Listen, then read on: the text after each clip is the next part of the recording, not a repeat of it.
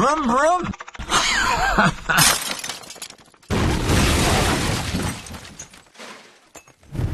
This is about the Bugatti that Susie's bought. Obviously, she refers to it as our Bugatti, so she's obviously going to drive it herself, but there's obviously going to be times when I'm going to be driving it, and she's talking about doing some of the rallies, because she thinks that'd be quite good, and blah, blah, blah. So anyway, we bought a car. I went up to Yorkshire with her to see it, and luckily it was in a very small auction house that mainly specialises in clocks and bits of furniture. But they had these cars, and apparently the people who owned the car were very friendly with the man, so that's how it finished up in this auction. But anyway, so we went to look at it, and I was given free run, really. I was thinking, well, how can I take the oil filter off? I don't want to look, like if somebody don't understand, they think I don't know what I'm doing or whatever. As it happens, they let me just look at it. So I whipped the oil filter off. I took the oil filter off. Luckily, old Bugatti had an oil filter which is full flow. The oil goes through this before it goes into the engine, which is quite good. And I've got a modern filter that takes the place of this, which I'll also show you. But anyway, it was quite obvious it had water in the oil. So obviously we were going to have to take it to pieces. And it's got a very good history. It was the first car delivered to this country as a chassis. It was bought by Lord somebody or other who had a saloon body put on it. When that wore out, they cut the roof off it and made a bit of a convertible. It was owned by one of the people that we know quite well. I know his son. I never knew the man, but anyway. So that was that. Then it got sold, and the man who bought it was an antique dealer.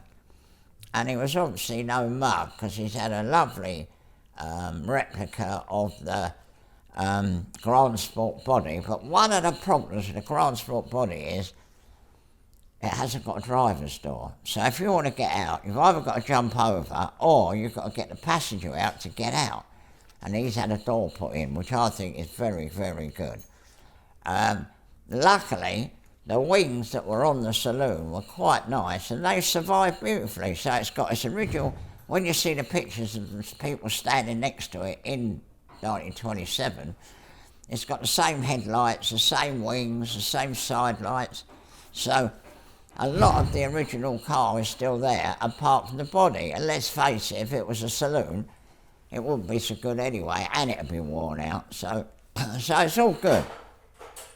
So we've taken the engine to bits, and it's a lovely original engine. It's got the lovely number, which Tanya will show you.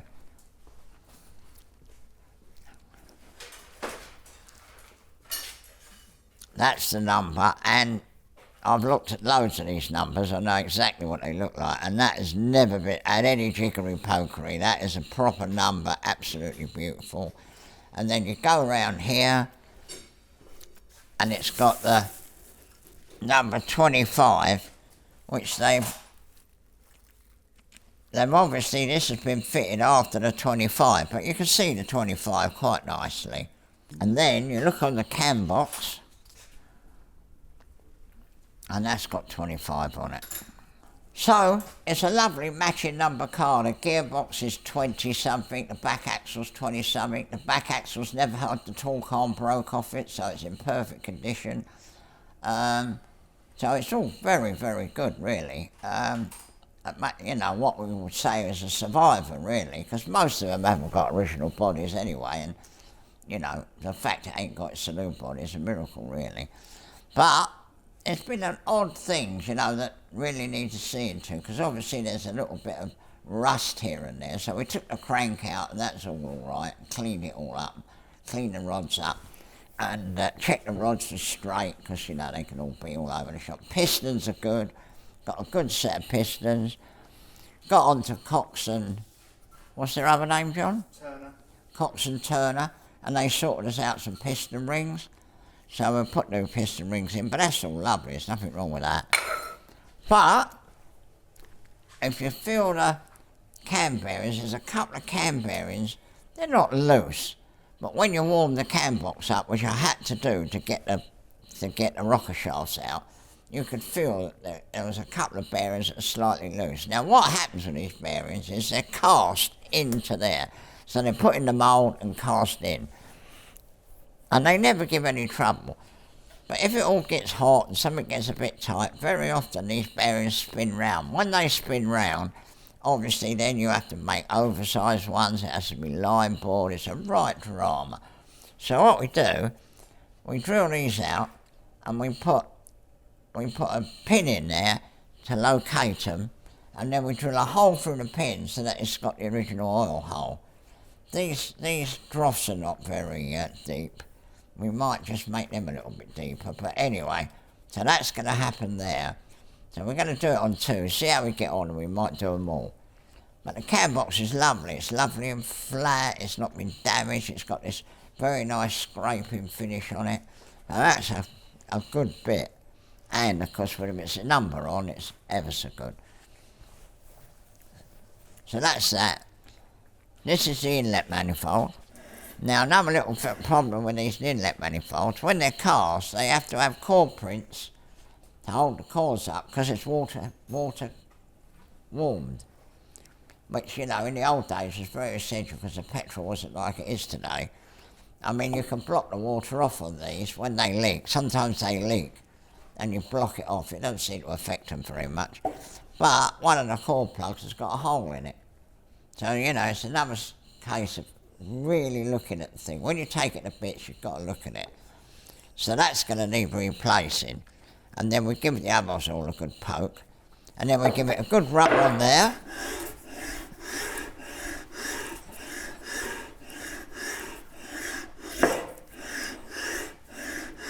To get it flat.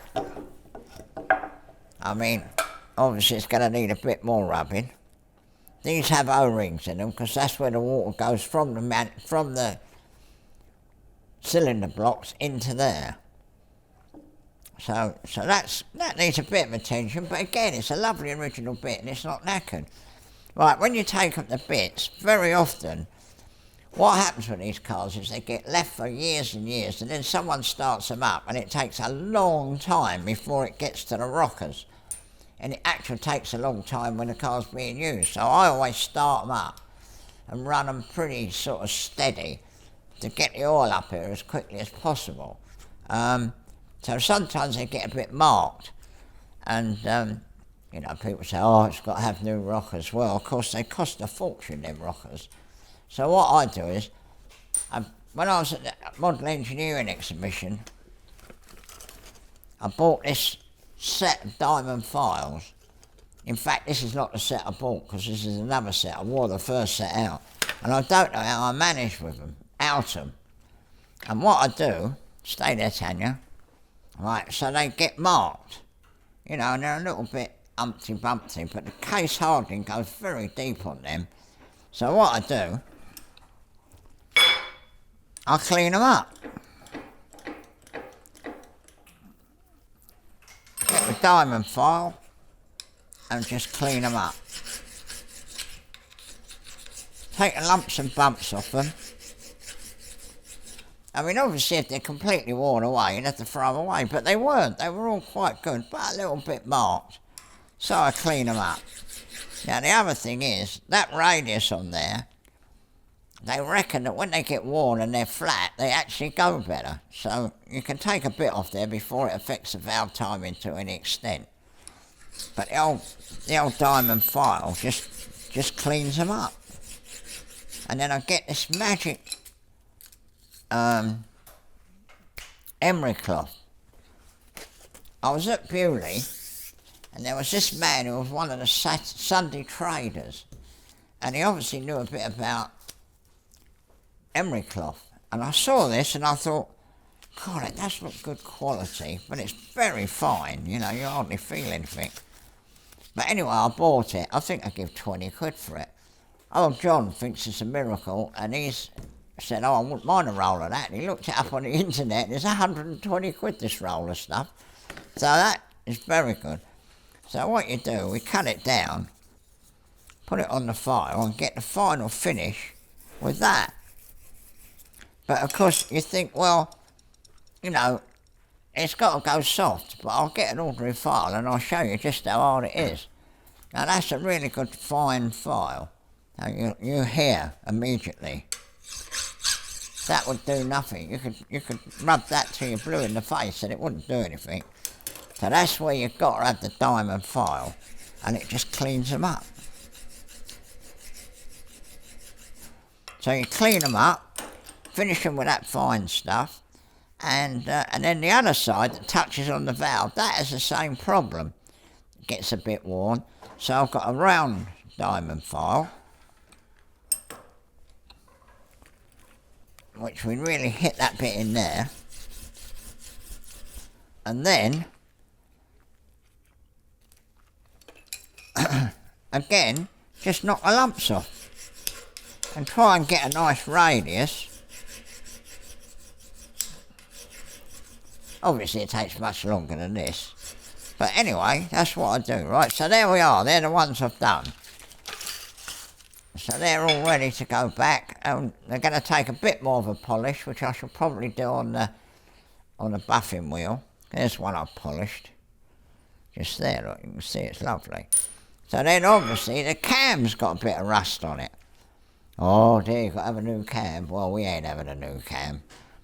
All I do is I put that in there, get the old magic stuff and a bit of patience, and just clean the lobes up. It's a lovely cam actually, it's not got a lot of wear. This is purely because it had water in the oil. I mean, that's alright. Okay, so it's got a little mark there. Well, what's that going to do? It ain't going to do anything. If anything, it'll hold a bit of oil for when it gets to there. So anyway, we'll clean that up.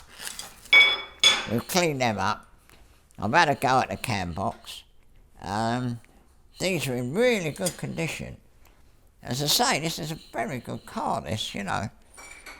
I mean, you put them on there, and they're lovely. They've got hardly any, you know, that's perfect. But the other thing that I noticed, these are soft soldered into there. So when you put them in the cam box, they go like that, and that bit there lines up with a hole that comes up there.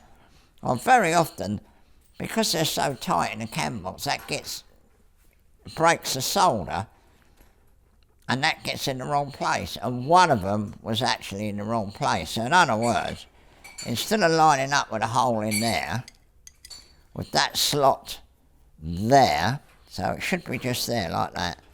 So when the rocker goes up and down, it's coming out of there and all in the back of the cam, which, you know, it's all right, it's old-fashioned. It comes out of the cam now, which is much better, but anyway, that's not really there. So again, you've got to make sure that's in the dead right place. And obviously clean out all the oil ways, they've got to be clean. That one there's got a little tiny 1mm hole which squirts onto the bevel gear that drives the cam. So again, you've got to make sure, so we wash all that out. And then I will check those and make sure they're absolutely tight. And if necessary, I'll drill them and put a pin in them to make sure they don't turn, because that is essential. Luckily, it didn't damage anything very much, but it could have done. So, all original, put it all back together again. Make sure when you start it up, you give it a chance to get a bit of oil. If you've left it a long time, take the rocker cover off and pour some oil in there and put the rocker cover back on and start it up, because that's essential. So this is the engine.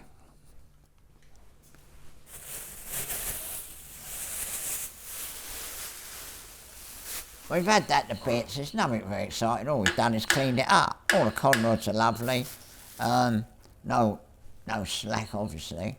Clean it's got a gauze in the bottom, so that when the stuff drops through, it drops through a gauze, which, you know, to be honest, ain't particularly clever, but it's how they did it, so we've stuck with it. So that was that. Pull that back together again. Being careful that nothing goes down there. The starter motor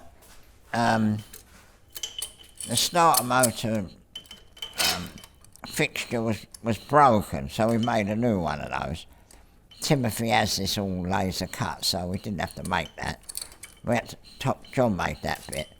So that goes on the start motor, you screw it up. But one of the things I've found out, and this is a really good thing, the stuff that you put in cars, black stuff for sound deadening, it goes on the floors of the cars. If you put a bit of that in there and you tighten the start motor down on it, it does not move. It's so good, you know. It's better than screwing it onto there. So I do that, tighten it up, and then it settles down, tighten it up a little bit more, and then that's it. It really, really holds the start motor beautifully. So that's another little tweak. One of these was broken.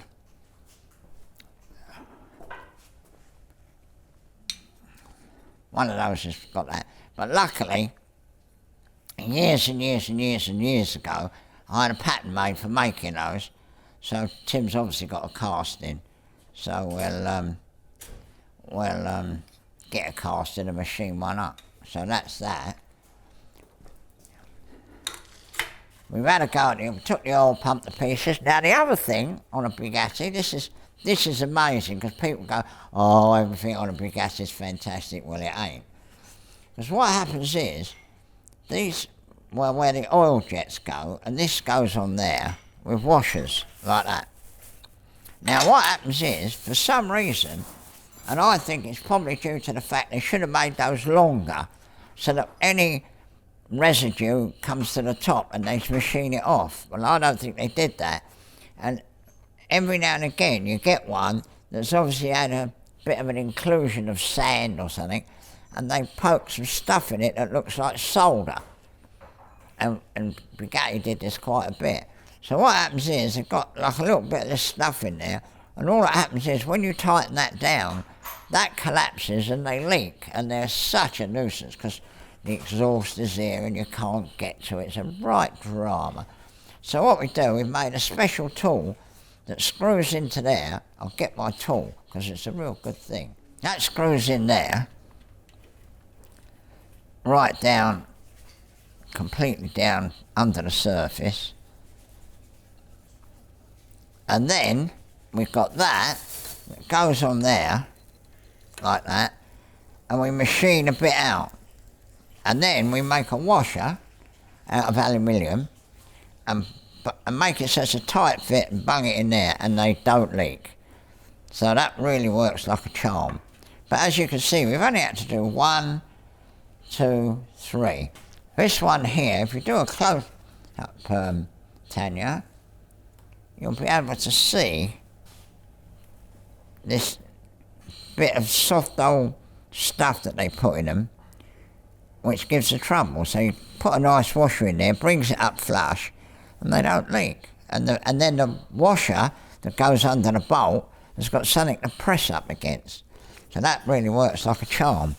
The other thing we've done, these engines have a damper, and it's always worn out because it's an old-fashioned one. The rubbers are worn.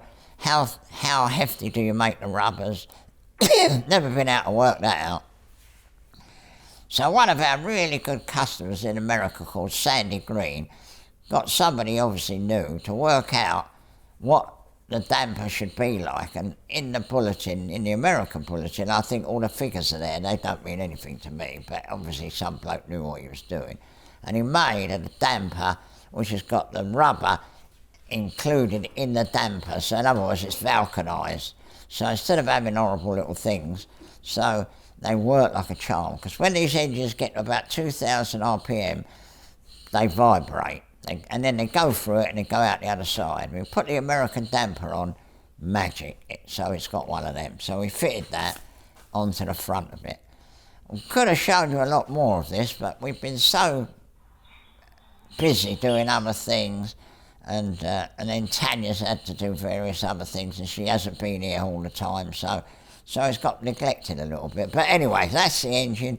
We've looked at the crank, we've cleaned it all up, we've put it all back together again, we stuck an American damper on the front, and now we're cleaning the cam, and one of the next jobs will be the clutch. The Bugatti clutch has no springs. it goes over centre. So it goes like that, and then it goes over centre, and that pushes against the thing on those two little pins. Now that may sound very crude, but I can tell you, in 1924, when they made the first Type 35, and even the Brescia before, they all had clutches like this. Now, when I used to race a red car, it was running on methanol. I should say it was probably giving 200 horsepower as near as damn it. And the clutch was fantastic. It was iron, an iron plate, a steel plate, an iron plate, a steel plate, and you put a paraffin or something in there they used to do in the day, but I put duck oil in there and it worked like a charm. So my red car that would go off with a wheel spinning was an original, complete original clutch. But if you've got a complete original clutch, you have to work at them. You can't just put them in and forget them. When I drove my 35 down to Morsheim, and from here to Morsheim, lovely. When I got to Morsheim, the clutch was getting a little bit awkward. So you had to get in the car, take out the plugs, pour some duck oil in there and put the plugs back, come all the way back perfect. So that's with an original clutch. But one of the problems with an original clutch, they're usually worn out, or the cast iron bits are worn out, and getting the right material. People have tried to make replicas, it's been very, very difficult. So what people do, they replace the pack, and they have a steel plate like that, and then they put a lining on there. Well, that's all very nice, but if you've got a 35 running on methanol, really giving some power, all that happens is that gets red hot because the heat's got nowhere to go. So what we do now is we keep those the original size, and then we put a sintered plate in. Now I think they're called metallic sintered plates. So when the heat goes in, it's got all this area to soak up the heat. And I've taken them to bits, and one of our German customers who was a bit fierce on the clutch, and they look like they've been in a bonfire, but they work perfectly. So there's been lots of things on the clutch, but this is the one that's in Susie's car. So what I'm going to do, which this hasn't had done, I'm going to grind some slots in that, so when it heats up, it doesn't go bell-shaped and cause the clutch not to disengage. So all we do is we're going to clean that up nicely. I'll grind some slots in it and we'll put it back together. Because the way this old 44, this is not a racing car, and it's got to be driven sensibly because it's got original conrods, original crankshaft. It's a very lovely original car. So we don't really want to, break it. So that would be quite adequate for the job. The starter ring's in good condition, which is very unusual, but that's lovely. We've gone through this lot. We've had the oil pumped to bits and cleaned it up. We've just generally given that a good servicing. Now, inside there's an old-fashioned gland that you tighten up. So I've repacked it, and that's a job in itself, because you've really got to pick it in there.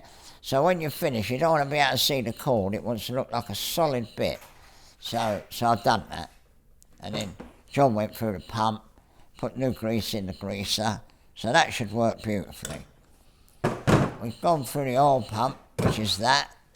That's all been looked at, and that's going to work nicely. And then this bit gets soldered onto here because some oil goes down there and it just disappears. But if it's not soldered on, obviously it leaks out, so that's another leak. The gearbox is absolutely beautiful, but I've decided we've got to have an overdrive because they're very low geared, these cars, and you start getting them on our roads that we've got now, and perhaps a little bit of motorway or a dual carriageway, you're bowling along and they feel like they want to go into fifth. Well, we don't want to modify the gearbox. So years and years ago,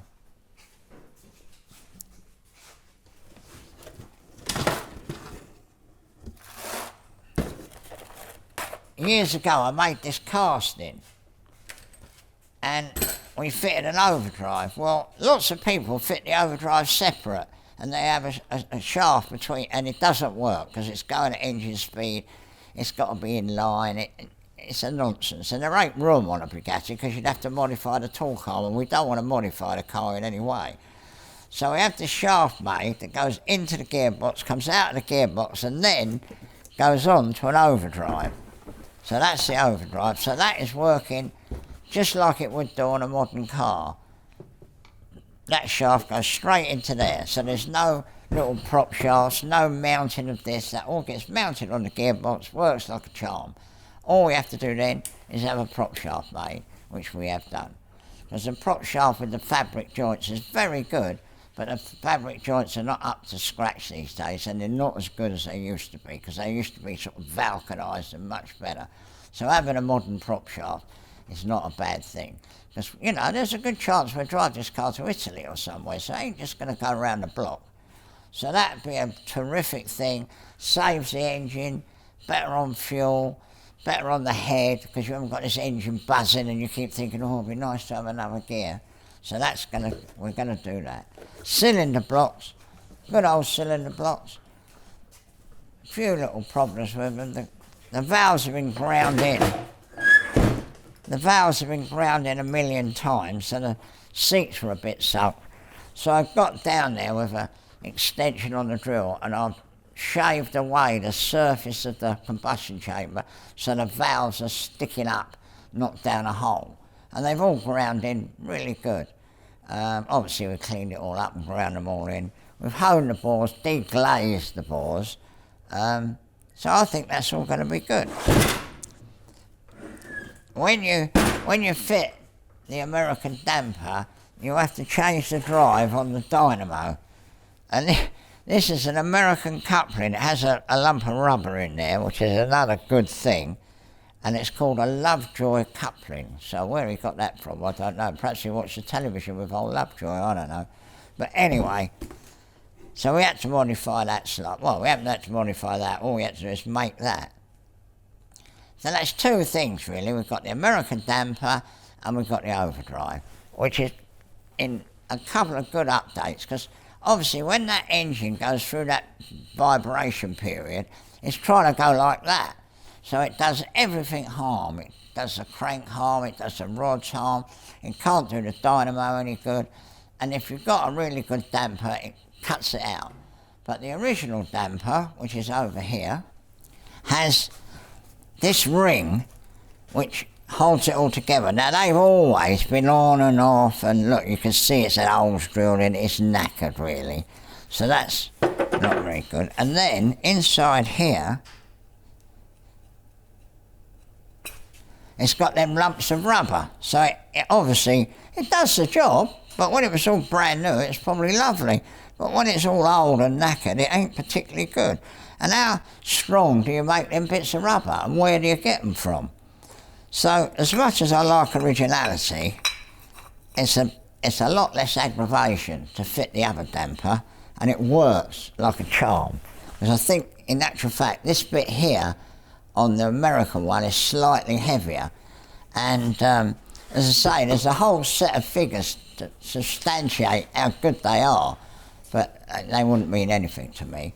So the filter, this is the filter. Now the good thing about Bugatti, had this filter, so the oil comes out of the oil pump, goes in here, through the filter and then into the engine, which is very unusual on a vintage engine. So originally they just had a brass filter with a bit of gauze on, and then Mr. Conway had some made with a more modern setup, which again was very good. But then we had finished up with them. I discovered these, and that bit there we've made, but normally it just drops on there and you put them together, and then that bit of rubber there seals the top, and that's it.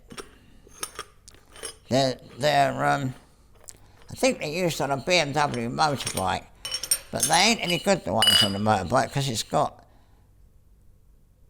that one end and it's also got the other end, and obviously it doesn't allow the oil to go through, so these have been specially sorted out to make sure that it all works like it should do. So if you think you're going to fit a BMW one, they're all right, but I wouldn't like to guarantee them. Whereas we've been using these now for over 20 years and they've worked like a charm. And it's nice to get the crush just right, which is what we do. John made that little thing, and you just got that little bit of crush. And they work like a charm. And I've had roller bearing engines that have done 30,000 miles and the crank is still absolutely clean. So what with a modern filter and modern oils is a big help to these old motors. So that's it really. So the next thing is to clean the cam up, which I should do with the magic emery cloth. And we'll have to we've got to make new cotter pins for the crank, because the crank is made in two halves. The legend goes that Bugatti didn't have a crank grinder long enough, but I think he probably did. But anyway, that's another story. But when you put it together, it goes in, as a taper pin goes in there, and there's no tomorrow. You cannot get it out. It's in there like a nutter. So what I did was I had to drill the end of it, take the sting out of it, and I still had to get it warm to get it out. So that's cotter pinned on, and that half of the camshaft is cotter pinned to the other half of the camshaft. So anyway, we'll clean all that up, put it back together, stop the things turning, clean up the inlet manifold, and the engine will be ready to go back in. The gearbox is done, all we've got to do is put the overdrive on, and then we'll measure the length, get a prop shaft made, and then we'll be back on the road. Luckily, the previous owner had the radiator rebuilt, which is a very expensive job, and that's been done. He also had a new set of wheels, that's been done, and a new set of tyres from Broccoli. So that's a lot of money that we haven't got to spend has been done, so that's good. So it's going to be a bit of fun, really. I mean, you know, I didn't go off Bugattis, but I found them, you know, I'd already done it all and seen it all. Well, because Susie hasn't really, so it'd be quite good fun being with somebody who hasn't seen it all and perhaps going on the odd rally or something. But anyway, we'll see. But it's quite funny, really, to get back doing it, you know, because, I mean, I've done all this countless times. And obviously my son's done it countless times. In fact, we're actually doing one now for a couple of our really good customers. And they've already got one, but it's not a saloon. So now they've got an open one and they're getting a saloon one done, and Tim's doing the engine, so that's all going to be good. But I'm sorry we've had a long delay, but I've had a terrible bloody toothache. I don't know if you can see it, but I've got a lump there. And next Wednesday I'm going to probably have the tooth out, because I've got I don't know what it is, but it's a blooming nuisance. And it puts you off your stroke, you know. So anyway, this is give Tanya something to do, and we'll try and get this out for Friday, and then when we put the engine in the car and get it running, we'll take that the road in it. But we're not going to concentrate on Bugattis. This is just a one-off thing, really. What it is, as I said before, these are cast in. So what happens is they put in the mould and then the metal's round them, and very often they can get loose. Well, there are a couple that are a little bit suspect, but they're not desperate. But we don't want to take them a chance on spinning, because if they spin, then it really mucks it all up. And also, originally, this dent in here on this cast is not very deep. So we thought a little bit more depth there wouldn't do any harm. So what John's done, he's drilled through there, he's made a brass plug to go in there, which actually goes in to the bearing, so it can't possibly turn now, and then drilled a hole through the brass plug for the oil to go, and then deepen this trough slightly to give it a little bit more oil. So that's what we've done there, so there's no chance of them turning now. Actually, they're not that desperate, but you know, while you're doing it, you might as well do this, because I have known it to happen. So that's what we've done there. That's got a deeper trough, pinned it, drilled through, done. So that's a good job done.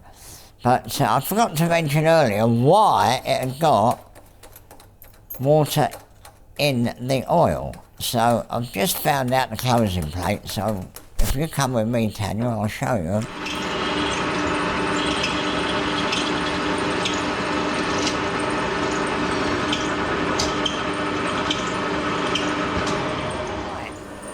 This is a closing plate that goes on the top of the block.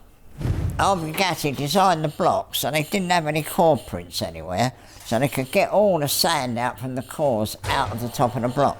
So the top of that block is completely open. which works fine, and this screws down, the valve guides hold it in, the cam bolts hold it down, and that's it. But being aluminium and having water with antifreeze, no antifreeze, whatever, they tend to have electrolysis, and you can see there's a hole there, and how rough that is, it's dead rough. But on it, it's scratched P. Russell, which was the man who owned it before the man who last owned it, and the date on here, the 2nd, 92. So he did this in 92, so as you can see, it's lasted a few years. There's another little scratch on there, but I don't know what that's about. Oh, I think that's the engine number. Anyway, someone scratched it on there, so I suppose we ought to scratch it on there, really. ID 2024. So there we are, that's why it had water in the oil, very common thing. Type 35, exactly the same. 44, they're all like that. And it's amazing how much the old electrolysis has worked on it. You can't believe it. But anyway, there we are. So that was what was wrong with the car. So that's why it needed coming to bits. But then when you take it to bits, obviously, you look at everything. And especially if you're going to be driving it. And I'm going to be driving it. And we're going to go and it's going to get used. So I've done everything I can think of. But we haven't spent any great loads of money. I mean, you could say, well, it needs new blocks. Well, it needs a new cam. Well, it needs new cam followers. Well, while we're at it, we ought to have pistons. And then again, the crankshaft is nearly 100 years old. You could go on like that forever and finish up with a new car. But, you know, if you're going to drive it yourself, you're going to keep all this in mind, and you're not going to drive it like a loony.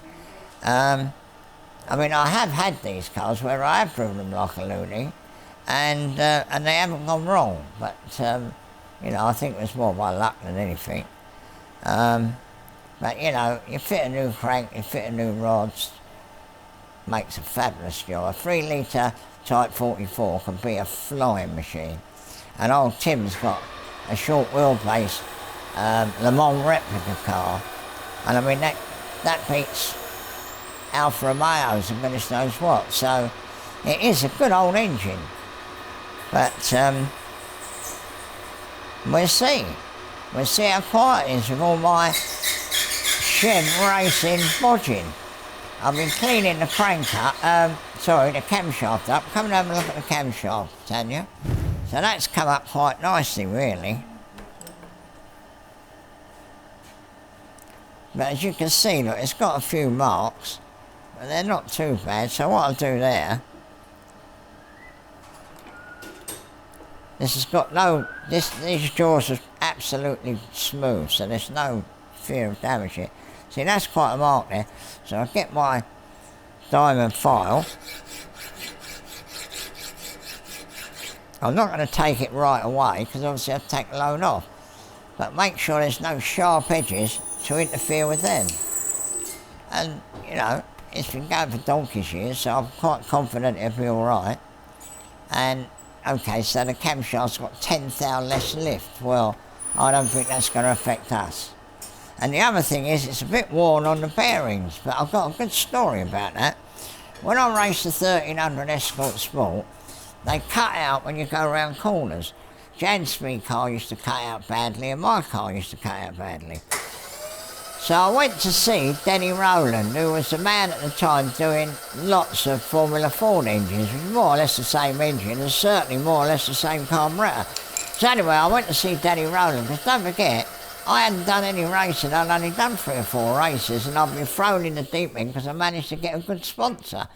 So anyway, I go and see Denny Rowland, lovely bloke. I said, what do you do? And he told me what they did inside the carburetor, which wasn't cheating, because the rule said you can modify the elements which control the amount of fuel, but not the amount of air. So in other words, you couldn't make the chokes big or anything like that. So anyway, I looked at what he did, and I thought it was quite a good idea, but of course then it starts you thinking, and I looked along the same lines, but I did something completely different to him, which worked like a charm. I mean, I can remember going around the corners, and I can remember hearing Jeremy Wharton's car go bleh, and my car never missed a beat. Now, why Jan speed? I mean, it wasn't as if I was in my 1809 garage by the side of my house. You know, I didn't have a load of equipment. I wasn't like here. I didn't have a lathe or anything.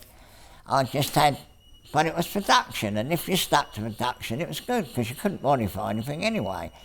But anyway, Jan speed never got to the bottom of that. They used to tip the car on its side and be revving it up, and the mechanics, and I got to know the mechanics very well actually, two good boys. And he said, oh, we spent hours on the rolling road and all that. I didn't have a rolling road, I had the A40 to tear up and down, but anyway, that's another story. But when I was with Denny Rowland, I was talking about Formula Ford engines, and he said, do you know, he said, we've got an engine on the dyno, we really tested it, he said, and we took it to bits, and we took the camshaft out, and we ground 2 thou off of the bearing, just 2 thou. So in other words, when you put the crank back, cam back, it would be a bit sloppy. And he said the engine made more power. It wasn't like 10 brake horsepower or anything, but he said it made more power. So when I did my Formula Ford engine, I used to have 2 thou ground off the bearings. I always used to win, and my car was quicker than anybody else's. And I mean, that wasn't really cheating, because you could have probably found a cam if you had enough of them that'd be 2 thou smaller. But anyway, that's what I did, and it was definitely quicker. So then, when I was winning the championship the second year, I was winning both championships outright. And I'd already got on to Ford and said, look, you know, can you give us a bit of money? And they said, no, we'll give you prize money, that's it. But halfway through the season, when I was beating Chrysler, BMW, everybody, obviously I was winning my class more than they were winning their class. So anyway, they got me down to Ford's, and I said, well, you know, a few things are useful. I really needed another engine, and so I got an engine. But then what happened then was, apparently on the production line, when they're grinding the camshafts, they used to put it on probably an early computer in them days, and you could see a little mark where a roller had gone round the cam, checking each individual thing. So obviously, as the cam grinders wore, after 25 cams or 50 cams, they try it out and they go round them. And then if it was not coming up to spec, they would obviously put the, I don't know what they did. But anyway, that was the idea. So these cams, they didn't do anything with them. They just, you know, I don't know what they did with them. Anyway, I went to Ford's one day and they gave me a handful of cams like that. I had a whole bunch of cams like that, and it all had the line round them. So anyway, I assembled them in a block, which I had, a spare block, and I got the timing gauge, and you know, got the, what they call it, the pointer thing on the valve, and turned it round and checked each, you know, how it was lifted and when it was lifted. And I found that I had advanced cams and retarded cams. So obviously, after looking through, I think I probably had 6 or 7 cams. So anyway, I looked through them all and I thought, right, you know, obviously you've got to have it advanced, haven't you? I didn't know what I know now. I thought, you've got to have it advanced. So I put the advanced cam in the car and I thought, oh, this is going to be demon. And in them days, you could go to Brands Hatch on a Wednesday and practice. So, and I know, by now, I've driven around Brands Hatch. I could drive around there within a tenth of a second if I had to. So I go round and round and round, took my mate Johnny Stevens with me, who used to time me and everything. The car was slower. It took the edge right off it. You'd have thought it was, you know, down on a cylinder. It was nowhere near as sharp. So anyway, so I come back home, find the cam that was the most retarded. Obviously, it's a standard form cam, it's just that when the riding machine was obviously wearing when they did the cams, I don't quite know the full SP there, but it would have been enough to be retarded. Anyway, I put the retarded cam in, back to normal. I wouldn't say it went any better, but it was definitely as sharp as it had ever been. So that was the thing. So what with the 2 thou off there, the retarded cam, my car was always very quick. And I don't consider I was cheating because obviously it was a standard cam. I didn't modify the cam. The 2 thou off the bearing, well, it could have been 2 thou under, couldn't it? So, and that obviously helped along the way, because it was always quick, my car. You know, nobody could, on the straight, I definitely had a couple of horsepower they didn't have. But anyway, so there we are. So a little bit of loose on there, probably not the end of the world, might make it go even better. And the amount I'm cleaning the cam off couldn't possibly make any difference. And the main thing is, I don't want no sharp edges hitting on the cam followers. So if this is lovely and smooth, that's lovely and smooth, we get the valve clearance right, it should be lovely. But we'll see, won't we? When we start it up, you'll all be able to say, oh, well, it's so clever after all. But I'll tell you what, I bet I am clever, and I bet it will work. And funny enough, I was at a dinner for the Lotus, because I've got my Lotus 6, 7, and I went to the Lotus dinner at Goodwood. And anyway, one of the blokes came up to me and he said, I love your channel, he said, and I love the fact that you don't put all new stuff in and you make do with it and what have you. So there you are, at least I've got one fan. So we'll see what happens. What I'm doing here, you'd never dream of doing unless you had a diamond file. There's a set of diamond files here. And if Tanya comes up close and takes a picture, you can see there's not a lot of wear on here, but you can see that it's not absolutely beautiful and flat. So when that has to get involved rubbing on that, that's nice and flat and that's Humpty Bumpty, it isn't going to last very long, because obviously the bumps will just get worse. So you've got your diamond file and you can literally file that flat.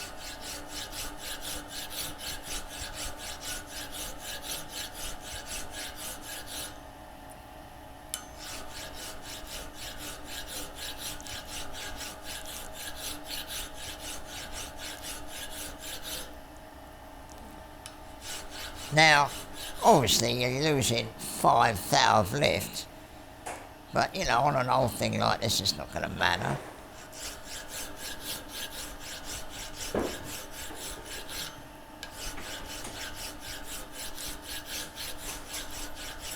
So you do a bit of that, and then you get the magic paper and give it a polish.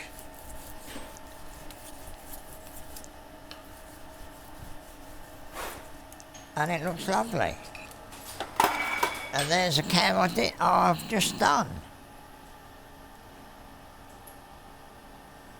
You know, it ain't perfect, but it's gonna be alright. And it's original, which is, I like original. If you can have original, I'd rather have original. But you see, the other thing is, earlier, John mentioned, you've got an end mill that's lost its edge.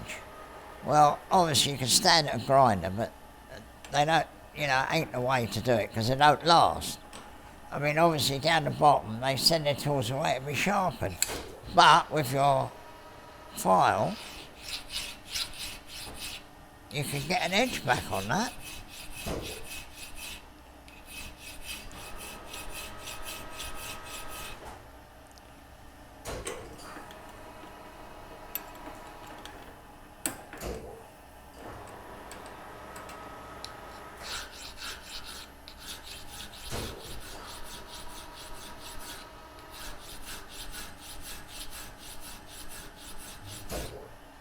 So you imagine you're in your shed and you've got nothing. You've got a set of drills and an electric drill. And that's it. And your drill's blunt. What can you do? If you're in your shed, if you've got a set of diamond files,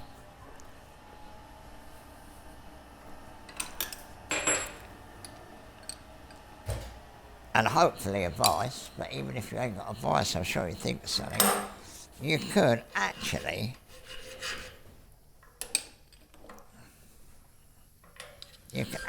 sharpen a file with your diamond files.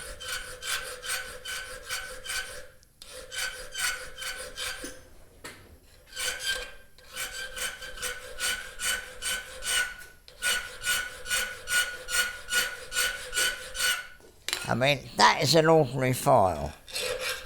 I mean, that ain't going to do nothing. That's like trying to file a bit of glass. I don't know how many diamond rings are on there. Probably not many, but I'll tell you what, they work.